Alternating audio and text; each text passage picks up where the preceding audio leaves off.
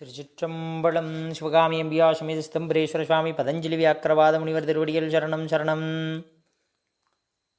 மல்லிகார்ஜுனம், மத்தியார்ஜுனம், புடார்ஜுனம். இதில் இந்த 3 அர்ஜுனத்தில் என்ன ரகசியம் என்றால், சுவாமி 3 இடங்களில் அர்ஜுனம் என்று சொல்லக்கூடிய, அர்ஜுனம்னா மருத மரம்னு பேர். வடமொழியில் அர்ஜுனம் என்ற சொல்லுக்கு மருத மரம் என்று பேர். சுவாமியோட 3 சிவாலயங்களில் அர்ஜுனம் என்று சொல்லக்கூடிய மருத மரத்துக்கு கீழே சுவாமி சுயம்புவாக உருவாயிருக்காரு.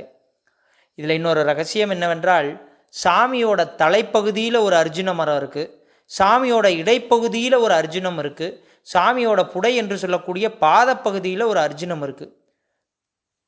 அப்படி என்று சொன்னால் சாமியோட தலை எது என்று கேட்டால் ஸ்ரீசைலம் என்று சொல்லக்கூடிய மல்லிகா அர்ஜுனேஸ்வரர். மல்லிகம் என்றால் வடமொழியில் தலைன்னு அர்த்தம்.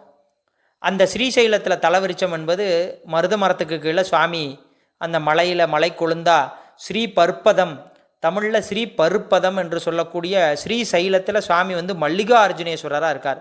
அப்போ ஸ்ரீசைலம் என்பது சுவாமியோட தலைப்பகுதி. இன்னொன்று, சுவாமியோட அடுத்து இடைப்பகுதி. சாமியோட இடைப்பகுதி எதுவென்றால் திரு இடைமருதூர். திரு இடைமருதூர், அதனால தான் சுவாமிக்கு பேர் மத்தியா அர்ஜுனேஸ்வரர்னு பேர், இடைமருதூர் நாதர். மத்திய